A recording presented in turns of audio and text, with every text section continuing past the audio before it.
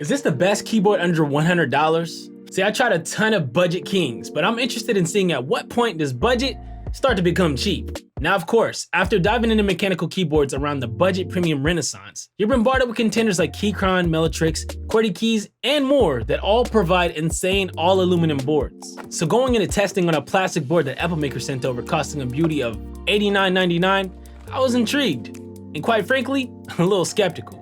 But little did I know, quality boards actually do get even less expensive. Strap in, pour a cup of coffee, or grab some boba. This is gonna be a good one. Today, I'm reviewing the EK68. The EK68 is a tiny little board that kind of does it all. It's really well-rounded when you think about what you get for how much you spend, or don't spend in this case. Starting at only $89.99, you get a high-quality plastic encased gasket mounted 65%, or is it 68%? Mechanical keyboard with 2.4G wireless and Bluetooth connectivity, hot swappability, double-shot PBT keycaps, a choice of switches, mine in which were factory lubed, and a rotary knob encoder. Oh wait, and per key south-facing RGB too. You can't forget that.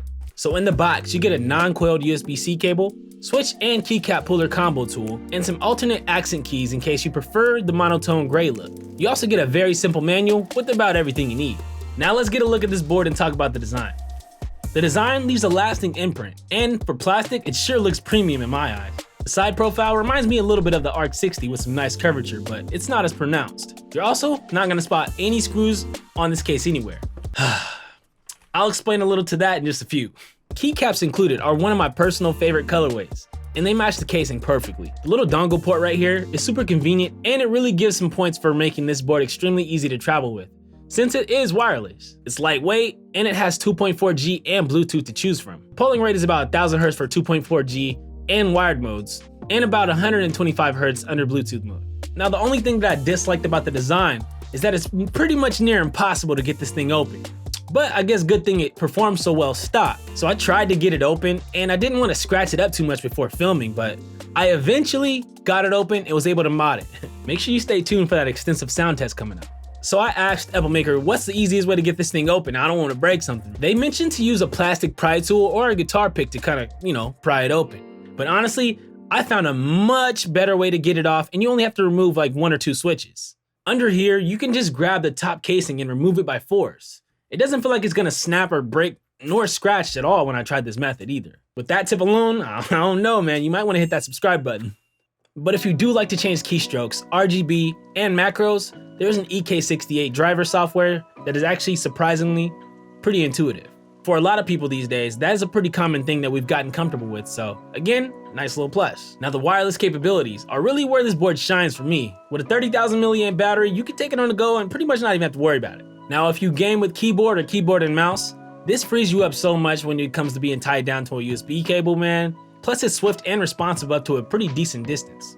And this board even looks aluminum from about that same distance as well, until you pick it up. So to have that kind of desk appeal and weigh a whole lot less, it's a plus in its own little way.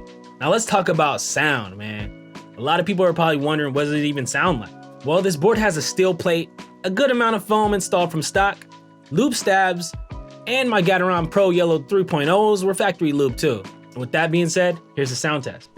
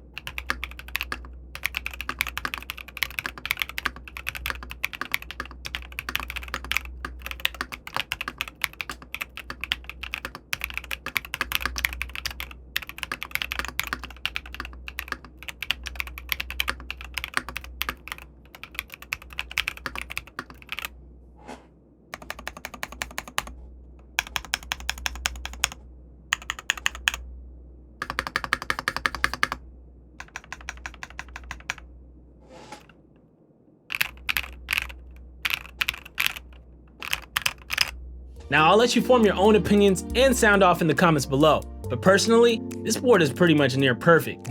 Now in terms of competition, there are a couple boards in this price range like the Keychron K6, but I think you're missing out on the rotary knob if I'm honest. And these Gateron yellows are pretty much smoother than a fresh pedicure, if you know what I'm saying. So here's a quick little walkthrough of the RGB features right before I get into my final thoughts. There's a couple different lighting effects you can trigger by pressing the function button and a variety of keys. Of course, you can press function and Z, and that'll be our FPS gaming mode, which kind of highlights our little arrow keys for a lot of first-person shooters and online games. And if you press X, this is what they call the LOL gaming mode. I'm not sure what that means, but it is what it is. And this is the 37 key office mode for RGB, where you got a lot of your sparkly colors and stuff like that. And if you want to change the modes between the modes, I believe it's function and this, so you can kind of cycle through a couple different color options we got here. That's a solid color, I think. Here it is. And then you can kind of mess with the brightness and saturation with the arrow keys. So if you go like this would go through what's that mean? I was telling me it's already as bright as it can get, so I guess that's kind of like a I'm not doing anything button. So yeah, that's as low as it can get, which is basically off. And it flashes and tells you that it can't go any further. Go back up. I want to max it out, of course. And you can kind of toggle your RGB colors with the left and right. I'm gonna mess with the hue. Yeah, it's not bad, not bad. Let me see if I can find like a golden. Yeah, I'll keep it yellow. That's nice. All right, so now we're gonna go ahead and sync this thing via Bluetooth. We're gonna go ahead and press the FN button, and I'm gonna hold the Q. You can connect it to 3 different devices if I'm not mistaken. There's Q, W, and E, so I believe those are the 3 separate ones. Let me go ahead and put it into Bluetooth mode first. So now it's in battery power mode. Boom. Press and hold function and Q. This little indicator starts to flash. So I'm gonna go on my PC and basically log us in. Click connect on the screen here, and we're in. That's how you do it.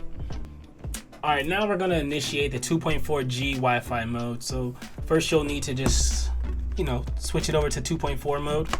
And then we're going to see it start flashing. We'll press function and R for 3 seconds. And our indicator starts flashing. Now we're gonna wanna plug in this dongle, man. Let's see this handy dandy dongle. Gonna wanna plug that in here.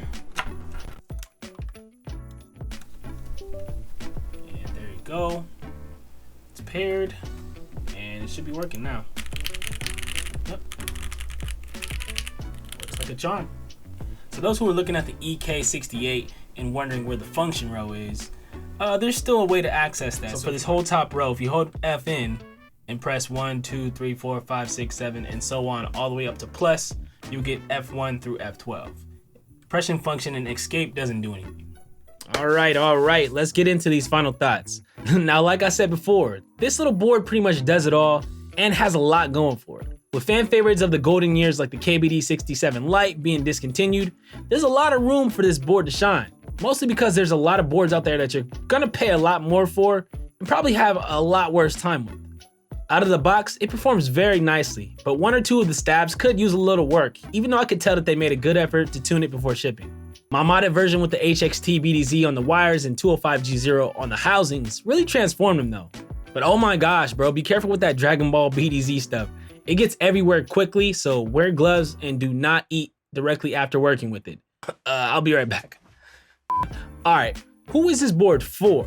I'm gonna go with your everyday PC or Mac user, whether you game or like something a little bit more stylish and substantial to type with when you're on the go. This Epomaker EK68 will be a nice addition for you, especially if you're new to mechanicals. I've typed on and reviewed a lot of high-end and budget keyboards, and this board is giving some nice little body shots like Javante Davis, and it's punching well over its price point. Aside from not being aluminum and easy to open up for mods, it's capable of getting the job done, man. Thanks for tuning in, man, and if you enjoyed the video, make sure to hit that like button and subscribe for more because I have a huge log of videos coming. If you think there's a better budget contender than the EK68, make sure you leave a comment below and I'll check it out. Catch you guys on the next one.